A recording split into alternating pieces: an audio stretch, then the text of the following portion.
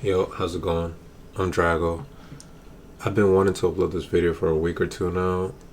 I keep seeing other YouTubers make bunny builds and call it the best bunny build, but I don't agree with that. Nor I'm gonna say that my build is the best build out there. We all know that Bunny excels at mob clearing rather than bossing, but I enjoy playing her because of her unique playstyle. So I will show you guys my build and the way I play her. First of all, this is my current ultimate build on Ultimate Bunny. I built her crit and stacked a little bit of health and defense to not get one-shotted. Spear and shield, front lines, you know, all the crit stuff. Skill expansion. I just made sure that my number 3 duration is basically always up. My current weapon, I'm using Thunder Cage, but I think that Enduring Legacy might be a better choice in the long run. It just, to me, it just does, I think like it does more damage. But I'll show you my current Thunder Cage build. Simple stuff: firearm attack, fire rate, crit, magazine size. But the only thing that I put differently was the electric conductor, because you basically get an extra 26% firearm once you have your number 3 up. Now, as for my reactors, I am thinking about switching to an Enduring Legacy reactor, and probably switching out the crit rate and keep the crit damage, and probably do some electric skill boost or something like that. I think it will be a little bit better, but definitely get a ultimate reactor.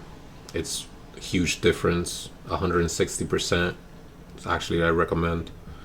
My components, I run the Supernova set.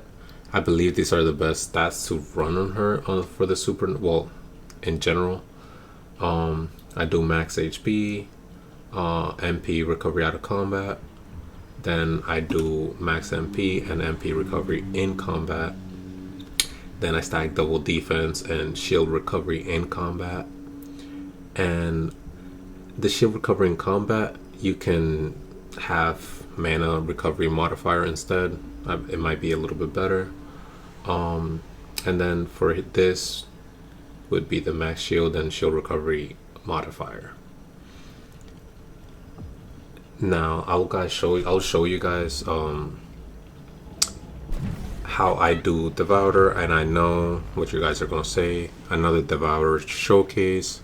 Well, I'm just showing you that she can also one phase Devourer, but she might not be as strong as Lepic and Glay and other picks like that, but she's still fun to play in my opinion.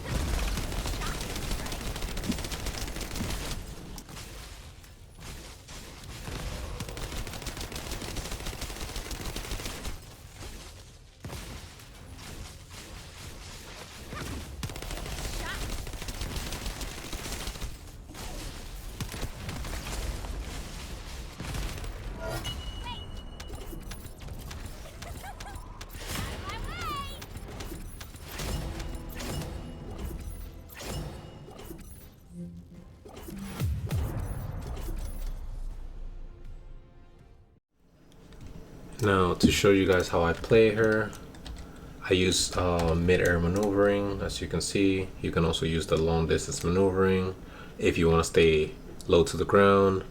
But me personally, I like mid-air maneuvering. I like being in the air and just shooting at the balls from up top and stuff like that. Even though you can probably get more ticks from the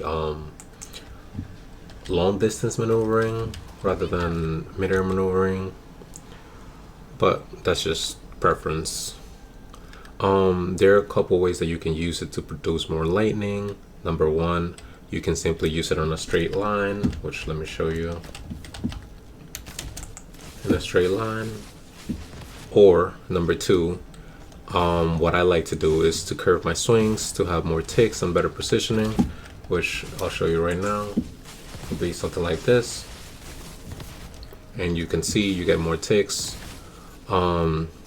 Now the way you do it is you basically have to hold the opposite direction. So for example, I'm holding left right here, and you also have to look at the end point of the hook, right? For example, you see how I'm following my camera to the hook, to the end point of it? It's in order to get more travel distance. If you don't do that, you'll end up with something like that, which it cancels it off, and you don't get to put out as much damage as you can, right? So that's pretty much it for it. Like after that, I like to use my Q in the middle. You can use the midair sideways like that, right? Or you can also use it if the bosses are big, which most of them are. I like to use it more closer to the top and then fall and do that damage as well. And while you're falling, you can also shoot and fall, and then you can also jump, as you saw on the Devourer clip. You can just double jump, and then until you get the your midair maneuvering back, then you can do it again. Use your Q every time it's up. Now when you that's a lag. Now when you're higher up, I believe you don't have to double jump in order to get that electric damage, as you can see right there. But now if you're closer to the ground, I believe you do have to double jump, or not. Sometimes it's weird, sometimes you have to double jump, sometimes you don't. I haven't really looked too much into that, but that's basically just how it goes. If you're not sure about going with the bossing build because it commits you to just bossing, normally I use this build for dungeons and outside and stuff like that, but you can also use the other build that basically just, instead of skill simplification, you can have what was it, the singular skill power modifier, and that way you can just switch it to the other build that I will show you on the screen. Thank you guys for watching. I'll see you next time.